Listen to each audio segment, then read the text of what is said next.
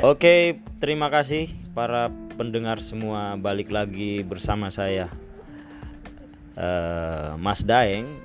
Kali ini kita mau bahas terkait perkembangan dan situasi pasca diberlakukannya PPKM.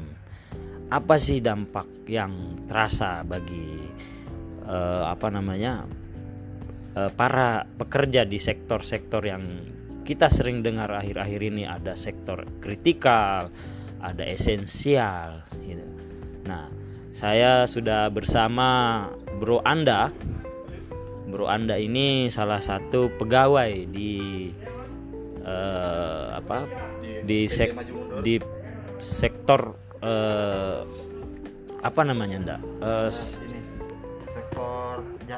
sektor jasa ya.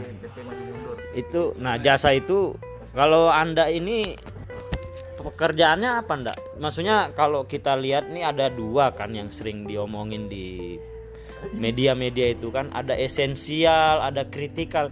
Nah, kalau Bro Anda nih masuknya apa nih? Kritikal atau esensial sih sebenarnya? Kalau dari sisi kita sih bro ya, kita kerja nyari duit aja sih bro. Jangan mikirin gitu, itu kayak urusan pemerintah sih bro. Mau esensial, kritikal, itu kan biar memudahkan pemerintah aja mengklasifikasi mana yang mau di stop, mana mau dikurangin, mana mau yang tetap berjalan. Itu kan pemerintah aja. Kalau kita mah orang kecil ini kan ikut instruksi aja sih bro. Tapi kalau misalnya kita mau, ya taruhlah kita mau jelaskan lah jenisnya ini apa sebenarnya, kritikal kah atau esensial gitu, lebih condong kemana sebenarnya? Karena kan abu-abu juga kan. Misalnya kayak dibilang DPR ini non esensial, ya kan? Tapi sebagian sub kerja yang ada di sini itu ada juga yang esensial gitu. Tanpa kehadiran mereka ya gedung ini seperti gedung mati aja gitu. Kalau kata sih mungkin DPR ini kelasnya esensial, kritikal dan substansial. Nah, mungkin itu kelasnya itu. Oke. Karena kalau nggak ada DPR ya gimana negara mau jalan bro? Sekarang negara jalan kan begini. Anggaran di DPR, anggaran di pemerintah ditepoknya di DPR, setuju di DPR. Oke. Pemerintah anggaran tadi dijalankan, yang ngawasin DPR. Ya. Jadi sebenarnya tapi kan nggak harus jalan dua-duanya, maksudnya kalau pemerintah jalan, DPR harus jalan. Nah, dengan adanya rapat-rapat virtual dan segala macam, apakah sebenarnya itu bisa mengatasi mengurangi interaksi tapi pekerjaan dituntut 100% juga hasilnya harus bagus. Bagaimana? Kalau pekerjaan ya intinya gini ya, kalau dalam rapat-rapat virtual kayak gini ya memaksimalkan aja, maksudnya tugas kita tetap ya memaksimalkan aja rapat virtual itu ya. Pasti ada peralihan lah ya, dari sebelumnya setengah virtual setengah ini, tapi sekarang benar-benar virtual kan. Yang datang ke komisi cuman pimpinan aja gitu kan. Ya memaksimalkan aja sih bro, maksudnya ya kalau ada tapi intinya ya beberapa waktu belakangan ini kalau di Komisi 6 ya rapat-rapat itu lebih ke bagaimana kesiapan menghadapi ini sih gelombang kedua ini sih bro. Kalau boleh tahu nih, di Komisi 6 ini lagi bahas apa sih terkait Kemarin dengan Pertamina PPKM atau COVID ini? Gelombang kedua ya. Kesiapan apa BUMN yang bisa mengalokasikan sumber dayanya untuk mengatasi gelombang kedua COVID. Kemarin dengan Pertamina, rumah sakit Pertamina atau bukan Pertamina apa namanya gitu, lupa. Nah sekarang dengan Bio Farma, Kimia Farma, intinya tetap bagaimana perusahaan, kalau dari Kimia Farma, kalau dari Pertamina, rumah sakit Pertamina kan istilahnya kesiapan menampung bagaimana BUMN yang punya sumber daya di bidang kesehatan memaksimalkan untuk menanggulangi COVID. Contoh kemarin mau bikin rumah sakit, mau nyiapkan 4.000 bed, 2.000 bed, 1.000 bed, intinya penambahan bed, penambahan tenaga kesehatan. Kemarin isunya itu soal dana, terus soal tenaga kesehatan mau dimanfaatkan itu mahasiswa yang baru lulus atau mahasiswa tingkat akhir yang bisa menghandle tugas-tugas kesehatan itu, karena tenaga kesehatan kita sekarang lagi overload ini banget kerjaannya ya. Oh iya, kayak kemarin berita bahwa kalau nggak salah ya, anggota DPR tuh ngomong wacanain yang masih kuliah itu mending diluluskan aja secepatnya yang mahasiswa kedokteran. Itu gimana DPR menanggapi isu kayak gitu? Ya diluluskan secepatnya sih bagus ya, maksudnya orang mikirnya darurat gimana pandemi diselesaikan, tapi kan persoalannya begini, ini tenaga kesehatan loh, jangan sampai mereka nggak siap diluluskan kan gitu. Tapi kalau untuk tenaga aja, misalnya perawatan standar yang dari tingkat perawat sampai tingkat dokter itu semua paham lah standar operasional kesehatan itu ya nggak masalah. Tapi kalau untuk keahlian yang khusus ya butuh ujian dong.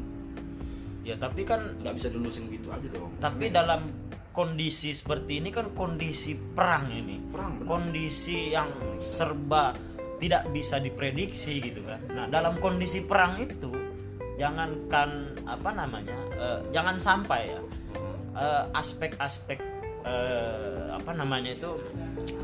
ada peraturan untuk harus ujian, harus ini kita dalam kondisi perang nih gitu kan. Sebaiknya bagusnya wacana kayak gitu tuh istilahnya kalau dalam perang ini udah saatnya menurunkan pasukan cadangan ini ya. Iya. Kalau kita nonton nih perang-perang Nazi ya. Nazi itu kan punya pasukan perang yang menginvasi negara-negara. Tapi ada pasukan cadangan yang dikomandoi oleh jenderal khusus, bro. Yang itu keluar ketika ibu kota Jerman itu diserang gitu. Berlin itu misalnya diserang. Baru nih keluar pasukan cadangan itu berapa ini. Nah kalau pada saat perang mungkin logikanya, analoginya agak mirip nih. Jadi pasukan cadangan kita itu sebenarnya belum terbentuk, tetapi mau dibentuk nih. Misalnya contoh mahasiswa kedokteran mau diluluskan, mahasiswa keperawatan, intinya yang punya kualifikasi di bidang kesehatan mau diluluskan secepatnya agar tenaga kesehatan kita bertambah. Kayak gitu. Ya. Nah kalau kira-kira rata-rata ya, atau mungkin kira-kira tanggapan anggota DPR tuh ya. Kalau isu kayak gini kayaknya oke aja tuh, gimana sih? Karena oke aja tuh gimana sih? Ya udah lulusin aja lah gitu kan, biar cepet gitu. Kenapa ya, kita dalam kondisi kritis seperti ini, artinya segala cara apapun yang nggak bisa trial and error lagi, pokoknya harus aja ambil sekarang. Nggak bisa, itu tetap trial and error jadinya. Kalau dia harus diluluskan aja. Kalau kata gue sih mending ya, maksudnya pemerintah berkoordinasi dengan kampus-kampus nanti mengklasifikasi mahasiswa yang bisa. Tapi bukan soal kelulusan tuh beda soal. Tapi maksud gue tuh maksudnya dicari nih tenaga mahasiswa yang udah punya kompetensi untuk bisa jadi tenaga kesehatan darurat gitu. Okay. Bukan diluluskan, itu persoalan lain lagi. Iya nggak sih? Lah kalau misalnya, kalau kata gue sih itu dua hal yang berbeda sih itu. Lah kalau misalnya mereka ibaratnya mahasiswa kesehatan ya, atau di fakultas kesehatan meminta bargaining seperti itu, oke, saya turun, tapi gimana kuliah saya?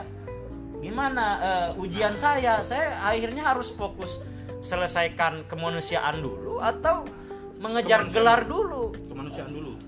Tapi mereka kan terhambat juga. Benar. Mereka harus dapat gelar juga gitu kan. Benar. Nah, itu tergantung Pak Nadiem lah ya, nyari plan cadangannya kayak gimana. Tetapi kalau kemanusiaan dulu, tetap kemanusiaan dulu, bro. Ya kalau diminta secara sosial kemanusiaan, ya itu pasti mereka mengorbankan dirinya. Pasti. Iya, tapi ada berarti tanggung jawabnya ada di menteri atau dirjen pendidikan atau siapalah perguruan tinggi yang bisa mencarikan solusi itulah. Maksudnya ya gimana harus nyari jalan tengahnya ya, kira-kira gimana gitu kan. Karena satu sisi ya dilema. Memang dia harus ya sebagai tugasnya ya dia mengambil konsentrasi pendidikan untuk ke situ, tapi ya di satu sisi dia harus menyelesaikan pendidikannya juga. Kalau kayak gini kan nggak ada hitungannya nih kira-kira berapa tahun lagi atau nggak bisa orang menentukan. Jadi kalau misalnya ada wacana seperti itu ya mungkin ya sebaiknya diluluskan aja lah. Iya diluluskan, tapi dengan catatan mungkin atau apa. Iya, karena bahasa diluluskan aja lah itu kan kayak apapun yang terjadi lulusin aja. Tapi kan pasti itu kalimat sederhananya seperti itu, tapi teknisnya pasti nanti nggak kayak gitu. Pasti nanti teknisnya misalnya kampus mencari mahasiswa yang udah kompeten, benar-benar kompeten, ya gimana lah standarnya.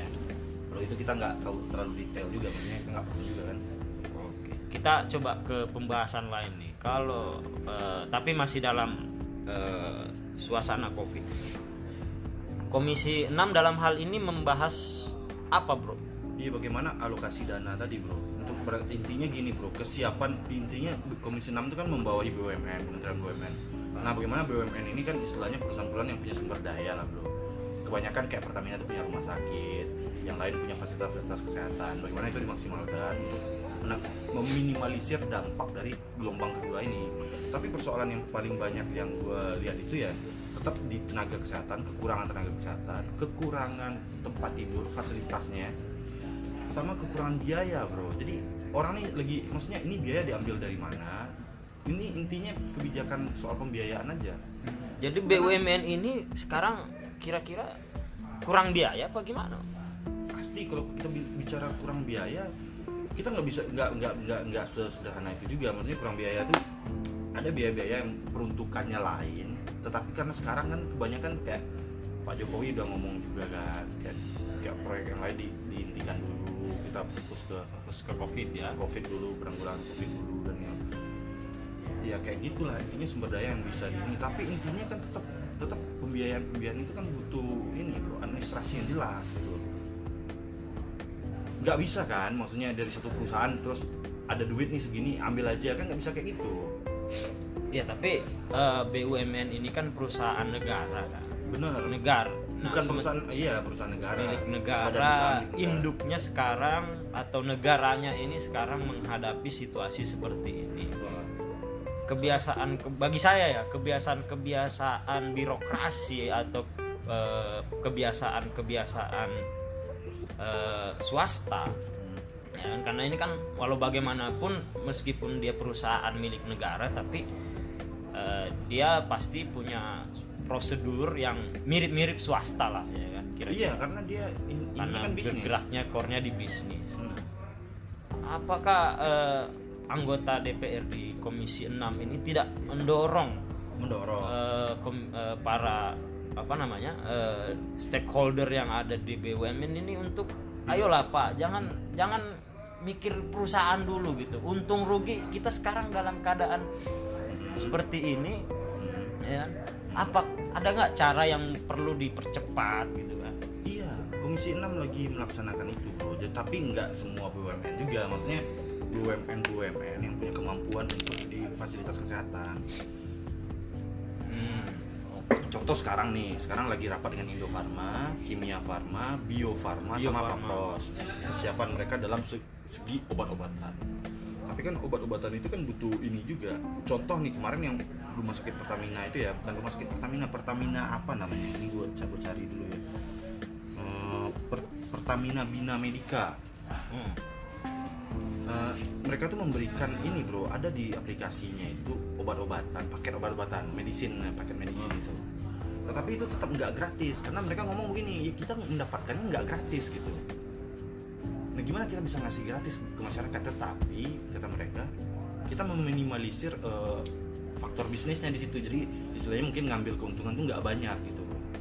Tapi tetap aja nggak gratis. Nah, persoalannya kan dilemanya begini, Bro. Kalau nggak gratis, nah ada orang sakit, orang kita misalnya ekonomi lagi susah, nyari pekerjaan sekarang susah, banyak yang di PHK, aktivitas ekonomi nggak maksimal lah intinya.